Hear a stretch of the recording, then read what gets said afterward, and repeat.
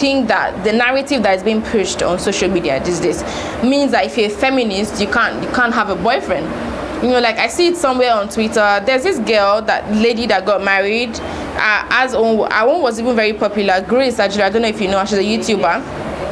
Grace was always about, don't settle for less. Make sure your right is respected. Make sure no man takes you for granted. And then she got married. They literally dragged her for like 48 hours on Twitter. And they were like, oh, she's a feminist. Why is she getting pregnant? Why is she getting married? Because you're a feminist doesn't mean you should not get married.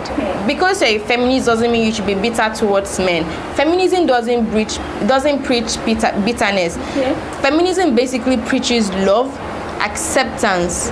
You know, you have to be open. You have to love everybody equally, because feminism is all about equality, basically.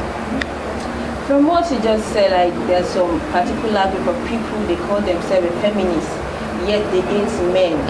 They don't like they fight to them like, no, we both have equal representation, fine and good. But another thing is, do you even think these people really hate men, or maybe they are fighting for their own?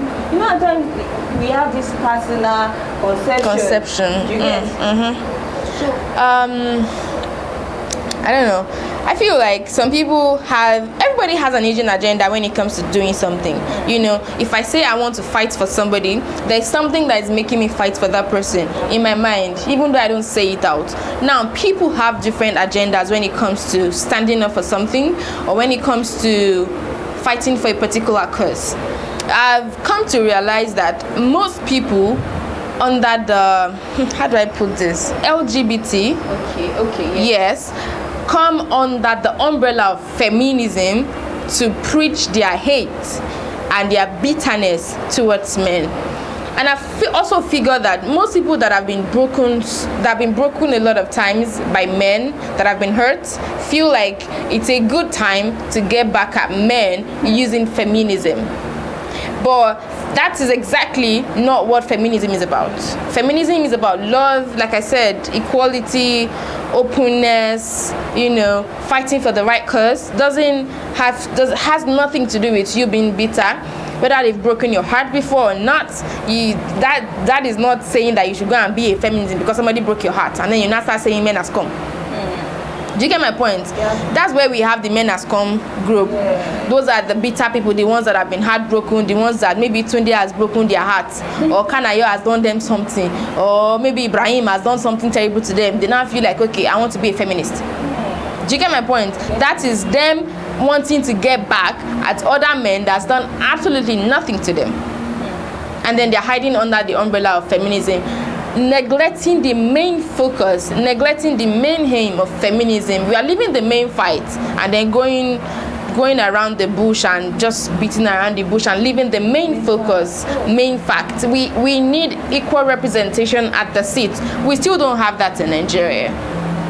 We still don't have that. So when we are leaving the main thing and then we are focusing on creating a coven, focusing on somebody broke my heart, I have to get back at other men, focusing on men as scum group, it doesn't make any sense. Thank you so much for that. There are some people still, they don't understand what this feminism is. Like some men would be like, no, they said that's feminism. Yeah. Basically they're talking about female. Yeah. Do you think like do you think only female should be a feminist? Like, how can men get involved in this? I'm sure when I was talking, I made mention of he for she. Yes. We have he for she. Those are the men that are fighting for the rights of women. They believe in the cause that women need to be appreciated. They need to be recognized. Now, there are some companies that if they are hiring, I feel like that has drastically reduced, you know, but we still have some companies that are doing that. When there's a woman coming for a particular job and a man coming for a particular job, the man, whether the woman is more qualified or not, they will feel like, oh, she's probably 25 or 26, she will soon get married, she'll start having kids, it's going to affect her input in the company, and then they offer the man the job. Or even if they offer the woman, they give her a lesser salary. Now, fighting for that, eradicating that is feminism. Do you understand? And you don't have to be a woman or you don't have to be a man to do that. You can be a woman or you can be a man. Your sex really doesn't really matter when you want to fight for the rights of other. Now we have, okay, so let's say there's a position open in politics, you know, because we can't talk about feminism and not talk about politics. When we have a position open and then there's a woman bidding for the position of a governor and a man bidding for the position of a governor, and you find people saying, you know, I'm going to make a reference to Kwara State here particularly. There's a notion that they believe that a female cannot be a governor of Kwara State because they feel it's a religious state. What if the person that is going to give us our dream state is a woman? Because she's a woman, she's not qualified. There was this thing I read one time where they said, what if it's a Friday and it's time to go and lead the Jumat prayer and she's on a period? So who says that has to do with anything about being a governor? Is it only about praying? We are in this much mess because all our belief, everything is on religion. We need to move away from the norm and think outside the box. Are you capable? Are you responsible enough? Do you think you have what it takes to do it? If all the boxes are ticked, I really don't think it should matter whether you're a woman or a man. The point is get the job done. So we are still at that point. I'm particularly talking about Kwara State. We are still at that point where we still feel like a particular gender cannot hold a particular office just because of her gender. You know, supposed not to be. So I'm surprised. You know, we have very few women saying they want to become governor. Maybe because they've already had at the back of their mind that it's Kwara State one Igba. Who made the rules? Who made the rules? I need to know, because what if, like I keep saying, in the States, we would not get there because we don't want to be led by a woman? Is that what they're saying? Feminism goes deep, is rooted. Aside politics, the religious aspect also affects feminism. Sorry, to back this up, the present president of Tanzania, Samiru. Yeah. See, she's a covered woman. Yes. She's out there performing. Of course, exactly. Thank you very much for that, for the backup point. I'm just saying that your sex doesn't matter. If you're not capable, you're not capable. If you're capable, irrespective of your sex or religion. Do you get my point? So we need to understand that to fight this feminism, we need to look into politics, we need to look into religion, we need to look into tradition. These three things plays very vital role in actually defining the future of feminism. Because if people are still very keen on, a woman shouldn't lead, a woman should be at the back, that's religion. Culture says a woman should bow to a man. Yes. Respect is reciprocal. I'm not saying don't respect people, but I'm saying I also want to be given equal respect. If I'm bowing to you, are you also bowing to me? Does it make any sense? Am I making some vital point? If I'm bowing to you, you have to also bow to me. Now, bowing doesn't mean I'm bowing down like this. There are different ways to bow. If I'm saying yes to you when you need to, are you also saying yes to me when I need you to? Now we'll go to, like, I've talked about religion, I've talked about culture, tradition. There's some traditions that are peculiar to different tribes, different regions. These things have shaped the minds of some people. And it has made it a very bitter pill to swallow for them that, look, times are changing. Things are changing. We have women that can do what 10 men cannot do in 10 years. She'll do it in a year. That's because we've understood, we understand the fact that what men can do, we have to work 10 times harder to prove our point. To prove to ourselves and the community that, look, I can do these things. What are you guys doing? That's because of the stereotype. Oh, she's a woman, we have to get rid of that mindset. We have to get rid of that thing that religion, culture, and tradition has put in our mind, that women cannot do what they think women cannot do. Women can do anything. So if you're going to look into the future of feminism, we have to take our time to understand and break from the norm that culture, religion, and tradition has written down and broken down as laws, as norms for us. If we're going to actually achieve our aim, achieve our potentials as women in this country, particularly in Kwara State. Thank you so much. Flashing back to some of the success of the struggle, feminism, what can you just portray like these are some of their successes so far?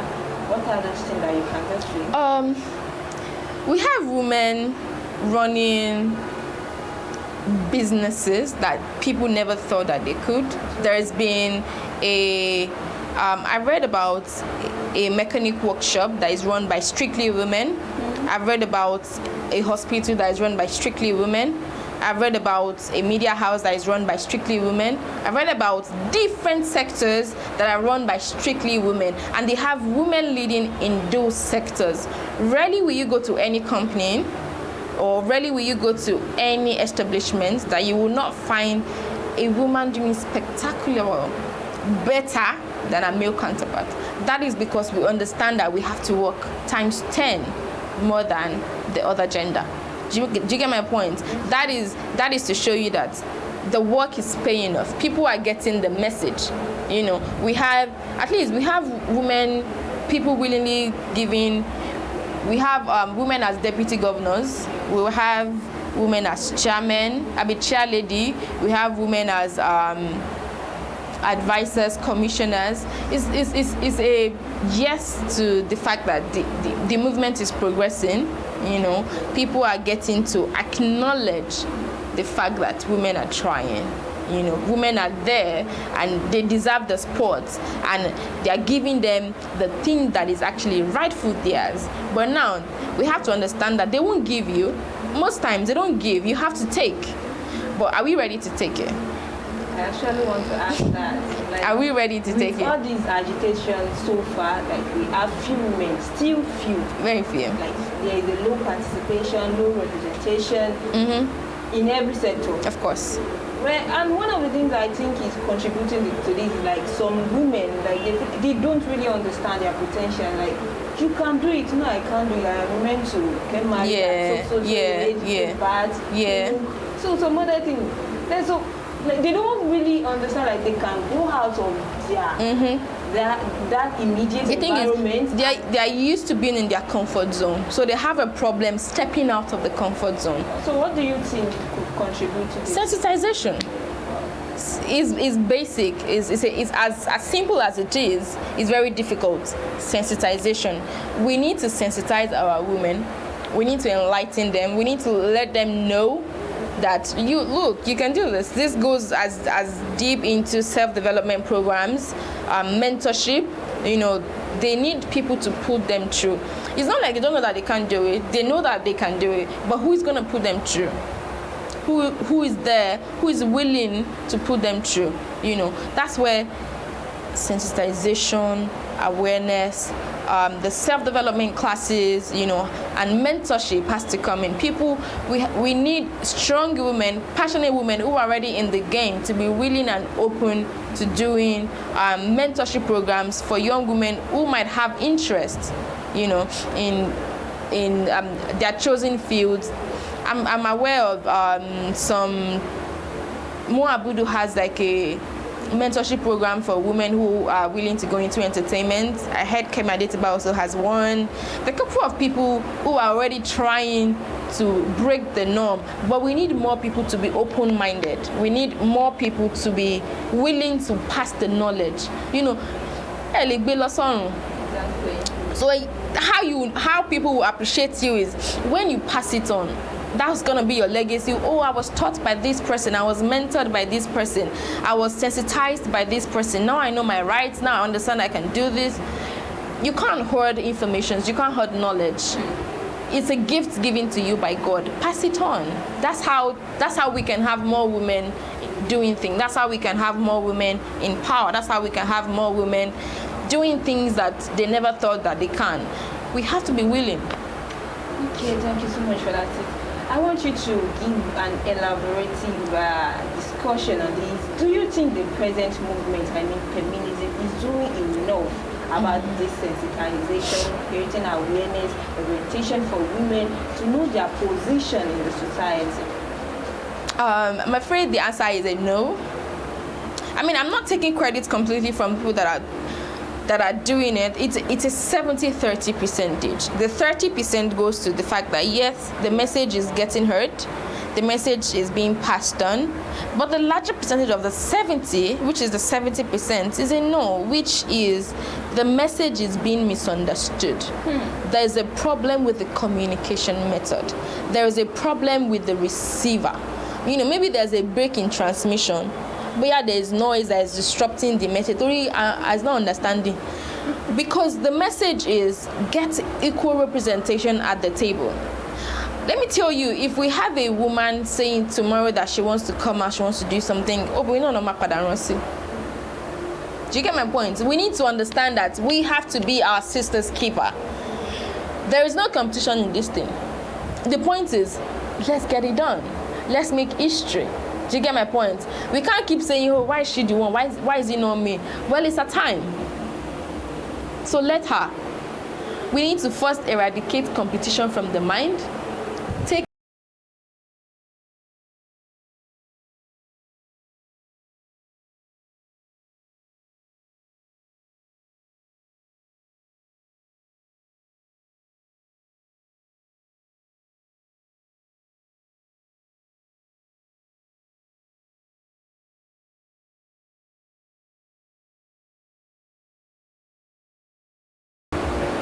goes a long way in saying that the message, I mean, it's getting heard, but there's a miscommunication. There's a misinterpretation somewhere that nobody has found out where. So that is just to say that they're working, but the work is not done yet. And they need to put in more effort into actually getting the work done by making sure the message is broken down into smaller pieces. Take the message at once, not in larger chunks. Make it in smaller chunks. Like, okay, so if you're talking about power today, break it down. Don't just push it at once. People have, these days, the attention span of a young person is very short. Very, very short. So if you want to talk about something, pick a point, pass it in 1 minute, maximum 3 minutes. I'm not sure we can hold on up to more than 3 minutes. So make sure the point is passed as minimum as possible, a point at a time. Okay, talking about there are some people, we know them for a feminist. They fight for the right of a woman. Still, people know them for this. Still, they are not approachable, appealing in nature. You will see some people that want to, maybe young ladies that want to mingle with them. Like, I want you to teach me this. I want to start going out with you. I want to get more of the society from you. But yet they feel reluctant. They see those people like they see them beneath, like they are below. They are not of my class. You get to me? And nobody wants to be disrespected, as you said. Do you think this thing is another thing that some of the people are misunderstanding about this struggle? Pride. Exactly. That's the summary. Pride. Most people don't understand that pride comes before the fall. No matter what you have, no matter how good you are, if you're not humble, there is always somebody better. The point is, it might just not be the person's time yet. There'll be somebody better that will do 10 times better than you and will train more than the person you're supposed to actually train. But focusing more, let me talk about what you just said. We have to be humble, humility. I understand that upbringing, environment molds people, but that's where self-development comes in. If you're in the public eye, if you're a public person, if you're mentoring people, if you're a politician, if you're a media person that is popular, you have to be approachable. Now, even if you know that, okay, that's my kind of person, I'm not approachable, hire people that work for you that are approachable. Even if they can't come to you, make sure your PA is somebody that is approachable. Do you think it's even normal to know, like, not to be approachable? Some people are like that. I mean, Is it normal? it is normal. It is very normal. You can look at some people and if they're not doing it intentionally, but just their facial structure, just their facial expressions, you cannot approach them. Some people can't. I can approach anybody. Do you get? But some people can. But it's just that when you know that that's the kind of person you are and you're in the public space and you know that people might want to learn from you, get somebody that works for you, that understands your kind of person, that's going to compliment you. Do you get my point? And also, there's nothing that cannot be changed. If you know that's the kind of person you are, if you know you are like that, there's self-development classes that can help you mold, remold, make you unlearn and relearn some things about life, about how things should be done properly, you know, about how you can be approachable. You don't even need a class. You can just Google. There are things you can do. Just a smile can go a long way in making people say hi to you. You know, we have to wear the gown of humility. You have to be humble. No matter how rich you are, no matter how popular you are, 6 feet, none. So we have to understand that knowledge that we want to take to 6 feet, oh my waist, we need to be humble enough to pass it on. We need to be approachable enough to pass it on. So pride, some people are naturally proud. It's not like they're doing it intentionally. They were raised like that. They've been like that. They don't know that it's bad. And they don't have people around them to tell them that it's bad. So hopefully they get the message and then they understand. Some people even have these people around them to tell them to question about these people. Maybe they are getting something from them one way or the other, and they will feel like they won't tell the person. If I tell her, she might terminate my appointment. That's what I'm saying, that if the person understands that that's the kind of person that boss is, now it's left for the employer. It's left for the employee to compliment our boss by making sure that the lapses of the boss doesn't show. Okay, still on the misconception again. Okay, fine. There's some people that have a proper upbringing, everything from the family, they teach them well. Like this is how to engage in society, this is how to, all these moral lessons from is there. But yet, another thing I think contributes to this is exposure. When you see that these are the people I'm mingling with outside, these are the people like we get together, we roll together, I talk with. So from there, this pride we started coming, and before you know, I don't agree with you on that point. Really? I don't think who you know should make you proud, and I don't think your exposure should make you proud. I'm just citing an example of some people. Oh, like, then it's been in them. They just need an opportunity to expose themselves. If you're exposed, you will understand that life is simple. Life is simple. You can go out today and meet the person that will change your life forever. You can go out today and meet the person that will marry your life forever. That's just to show you how simple life is. So if you're truly exposed, the exposure, you should understand that you should be approachable. You should be humble enough to be approachable. People should be able to approach you without, how many people do you even know? Do you know Barack Obama? So, I mean, that's on a subtle note, but who you know should not make you proud. Your exposure should not make you proud. It should even make you more humble. As one of the part of things that I think this feminism fight for is about like right of a woman to voice out. There are some people, there are some women in a toxic relationship, yet they are just there. They feel like I don't have anybody to talk to explain out what I'm even experiencing. Like, is there society maybe around, do we even have them, men in our society that can address this? I think we have so many of them. I think the only problem is there's a disconnection between all of them.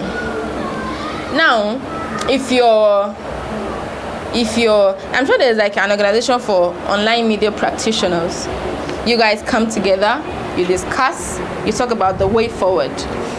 Now we have civil society organizations, we have non-governmental organizations, we have NGOs that fight for women, that speak for women.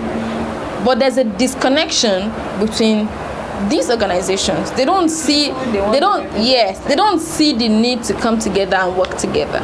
Now, some of them see it as a competition, which shouldn't be. The point is, you're fighting for women. You want women to be taken care of properly. You want women to stop suffering.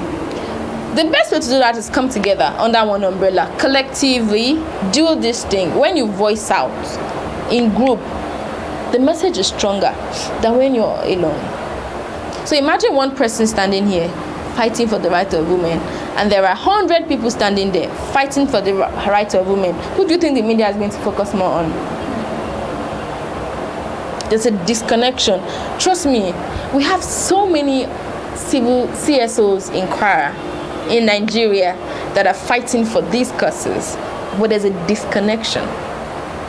They see it as a competition, and until we stop seeing the fight for women as a competition, we have to start seeing it as duties. We have to start seeing that things that must be done. Then things will go, they will get better. People would be willing more to speak out. They would know where to reach out to. They would know who to talk to. But it is now, it's a disconnect. The house is not in order. Until the house is in order, then the fights will become stronger, and then there will be more people and more hands to get things done. Thank you so much for that. Who has been speaking with us is Ms. Sahadat. She has been giving exclusive insights on the topic today, the future of feminism. Back to our questions again, still on the misconception so far. We've talked about the prideness, the 18-men segment, and some other things. What other misconception do you think people are having on this struggle? I feel like also the misconception that is very popular is that if you're a feminist, you have to be single. I don't want to die lonely. Nobody wants to. Yeah. Whether we all need each other. We all need each other. We all need companion at a time in our life. So that misconception has to be ruled out. You know, I don't know where it came from, but whatever it came from, it needs to be buried. That if you're a feminist, you need to be single. You have to be single. Absolutely, it's not like that. It's a wrong misconception, and it has to be buried. It has to be buried. A single aspect. That you have to be a feminist once you're a lesbian, or you have to be a feminist once you belong to or maybe you're a transgender, or all these LGBT people find a way of coming under the umbrella of feminism to fight their agenda. So I think those are just like the one you said, the men has come category, the people that have been hurt category, the be lonely, be single category, and then the LGBT people. Okay, another thing I want you to discuss on is the equality and the sameness. Like, as feminism is fighting for equal rights for man and women, not sameness. Physically, we are not the same. We don't even have the same attributes. Exactly. But some people did not have this proper definition. Like, sameness is different from equality. Yeah. Thank you for taking me to that point. I don't know. I feel like any woman that has stooped or that has decided to compare herself to say that she's on the same level with a man, I'm sorry for you, but you're downgrading yourself. You're downplaying your power. You're downplaying your strength. You're downplaying your voice. You're strong. I want to add to this. There's some women, like, they want to compliment them, like, a woman like a man. A man like a woman. I can't. Yeah, occurring. This, they will feel like, yes, no. Instead of them to just correct them, I'm a woman. And I'm a woman like a woman. So I feel like we're getting there. The message is being clear. When you compliment a woman and say they'll tell you no. Like, some women will tell you straight up, no, that's an insult. I don't hate men. I mean, 98% of my friends are men. So I don't see why anybody would say being a feminist you have to hate men. No.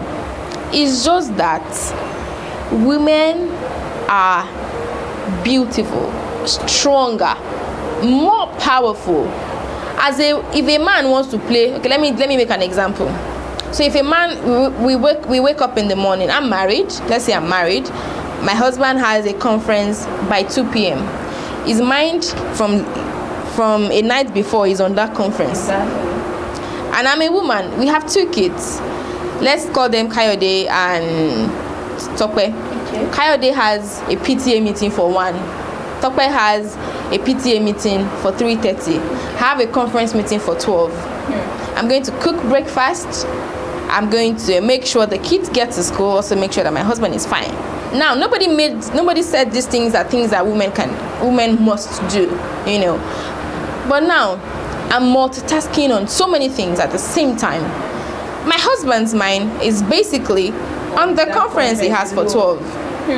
He doesn't even know what he wants to wear. He's putting his mind on the wife to pick out what he wants to wear.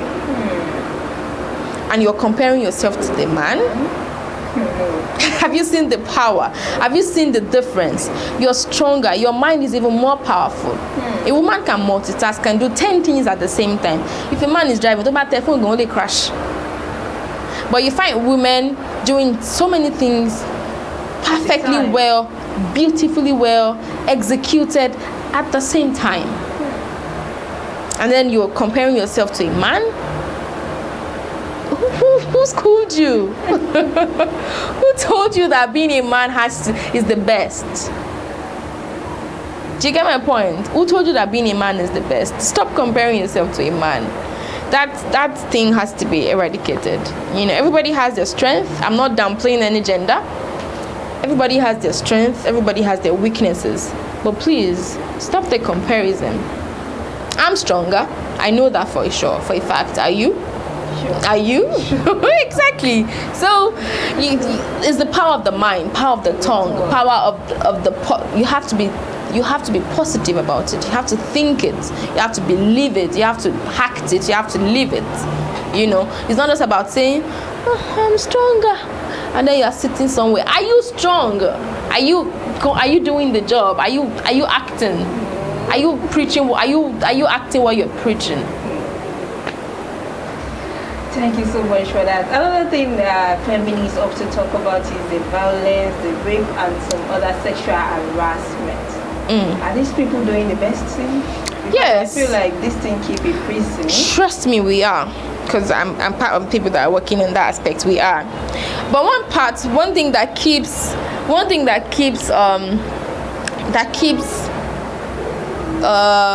doesn't make the work show is the law. The law. Yes. Now, if you look at it very well, the law doesn't really protect the victim. It is more like the law is on the side of the offender. If we don't revisit the law, if we don't domesticate the VAP Act, if we don't review the laws surrounding rape, violence, these things will not increase. We need a strict punishment. Now, in some countries, you know that if they find you raping somebody, that's death. They're killing you. There's nothing. I think Saudi Arabia, if you're caught raping somebody, it's death.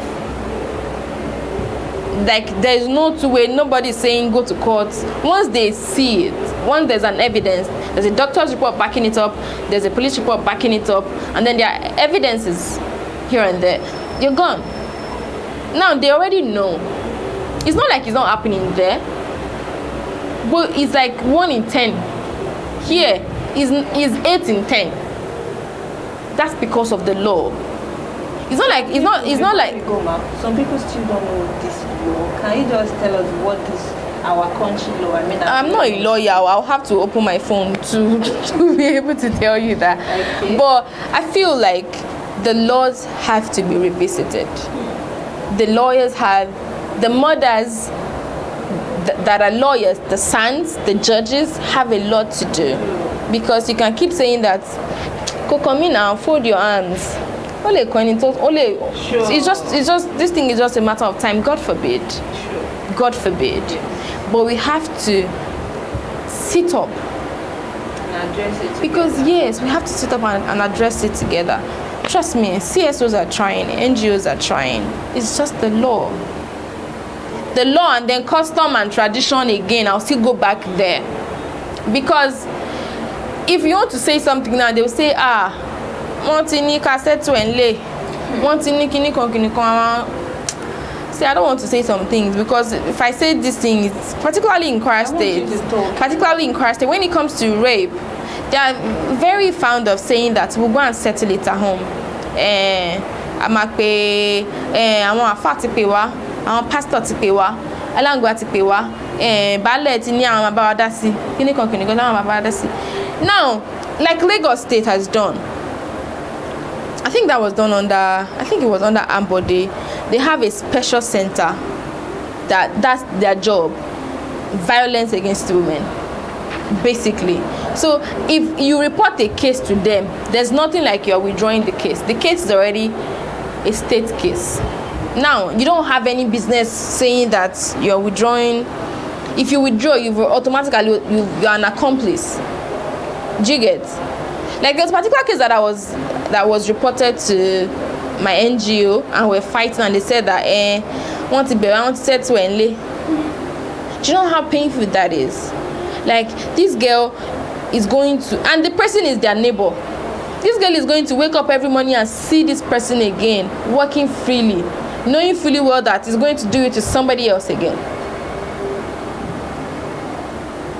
The government have to be ready to take up cases like this. When the case is reported, take it upon yourself that you have to see to the end of it. Every state needs a special center dedicated to things like this, like Lagos State has done. Every state needs it. Because if we don't there's some things that have to be done right. Is from the very root. We can't be saying that we are removing leaves. We are removing leaves when the root is not even strong. The whole thing is going to eventually collapse. So until we get that root right, and then we can say that the whole thing is we are making headway. So another challenge is, I think, that feminism struggle is facing. You've talked about the society, the cultural aspect, the tradition, even the religious aspect. Mm-hmm. What about our homes? There are some homes that they feel like, no, don't share now. That still goes back to tradition and custom. Goes back to tradition, goes back to religion. In my house, there's nobody makes rule like, oh, but you don't share. Everybody does what they want to do. In every home, that's what I'm saying. Like, now is the how do I put it? The culture, the tradition, how the parents were brought up. It's the same message they're passing on to the kids. If care is not taken, those ones are also going to pass the same message to their own kids. Now, creating a generational trouble to the struggle of feminism. That's a whole family tree that's going to give the struggle of feminism an issue. But if you're going constantly to sensitize people, to make sure people understand the fact that this thing, there's no gender role. Who wrote it that a man has to fend for the family?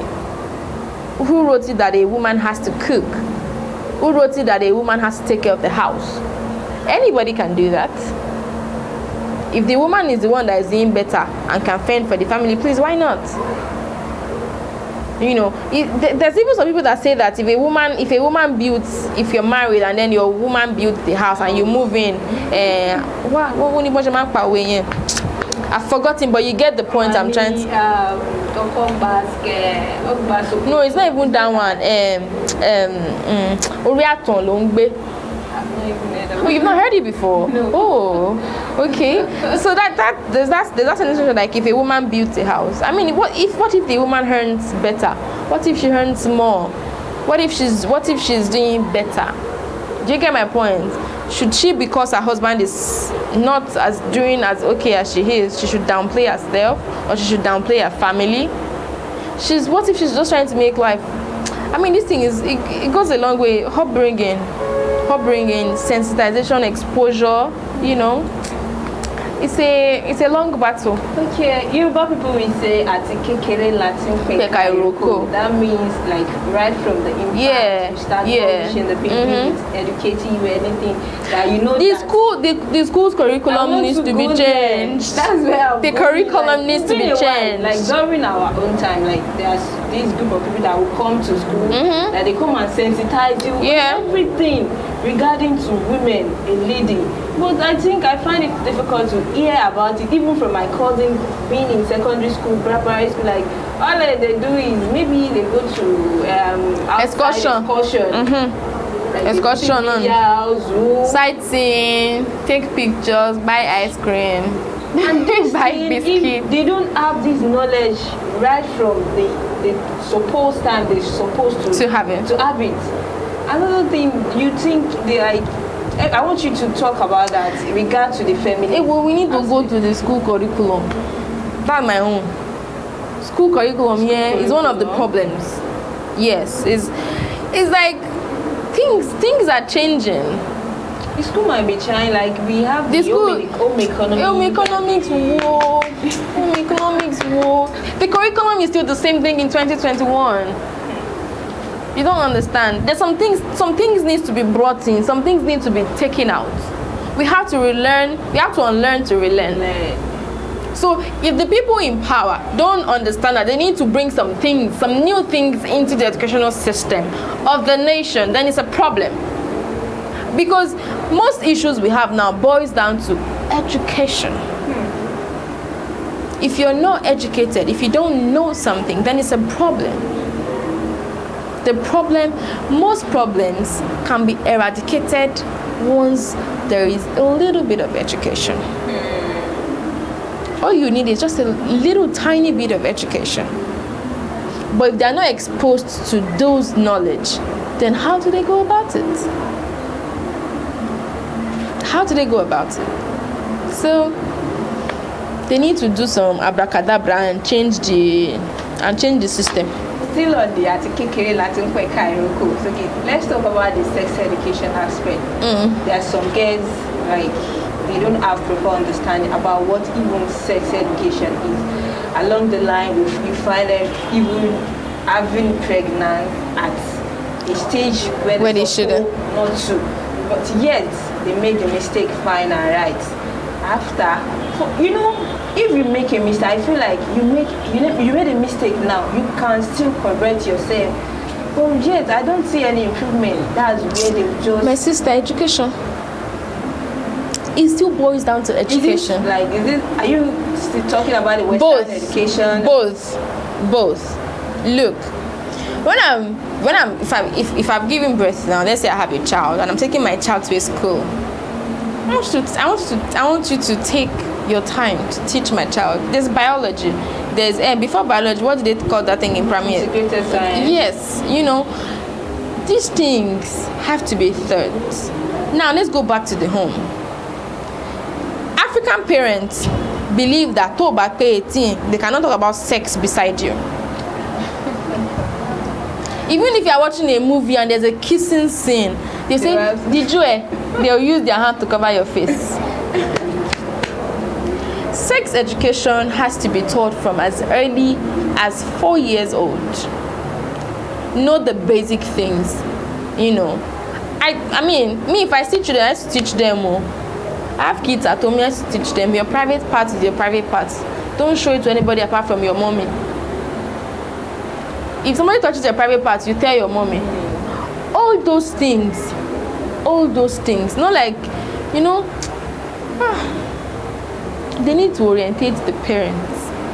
The parents gonna needs orientation. So is this feminism struggle doing enough? Of course, they're trying. See, Rome was not built in a day. It's a gradual process. And Nigeria is a place where there's a long chain of disconnection. So it takes time to get things done. It takes time. Okay, thank you. To wrap up the program today, okay, let's go back to the future of feminism. What do you think the future holds? The future is bright. Future of feminism is bright. We have young, strong, powerful voices leading the fight, leading the cause of feminism. And I can categorically say that, look, the future of feminism is safe. Even though there are some misconceptions here and there, doesn't take the fact that feminism is there for the right cause and is leading the cause. There are powerful, strong people, even men, he for she, that are fighting for the future of feminism. And the future is nothing but bright. Very bright. Thank you so much for joining us on Just Events Online Women Hour for this week. It's a glad to have you here. It's a pleasure to have you here. Thank you so much for having me. It's a pleasure. We're about to join the curtain of today's edition of Women Hour. The best protection a woman could have is courage. Try and stand up for yourself. Let the society know that you have a lot to benefit. You have a lot of influence in you. Join us next week for another edition of this. I am your host, Okoya Shitu. Do have a wonderful rest of the day.